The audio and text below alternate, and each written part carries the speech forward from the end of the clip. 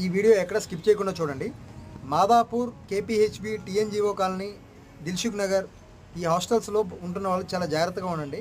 ఏముందులే కింద వరకు వెళ్ళొద్దాం, 10 నిమిషాలు ఛాయ్ తాగొద్దాం అని చెప్పి మీరు కనుక బెడ్ మీద ల్యాప్టాప్లు పెట్టేసి రూమ్లో ఎవరు లేని టైంలో వెళ్ళిపోయారంటే సో చోరీలు అయితే జరుగుతున్నాయి. రీసెంట్గా ఇది కేపీహెచ్బిలో ఒక హాస్టల్లో జరిగింది అండ్ అలాగే నిన్న మాదాపూర్లో జరిగింది.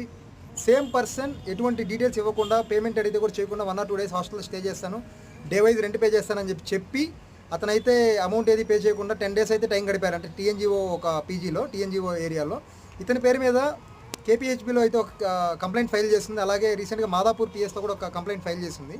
సో కాబట్టి ఈ వీడియో అన్ని గ్రూప్స్లో షేర్ చేయండి. హాస్టల్స్లో ఉన్న వాళ్ళు డెఫినెట్గా మీ ఫ్రెండ్స్తో షేర్ చేయండి, అలాగే మీ హాస్టల్ ఓనర్స్తో షేర్ చేయండి.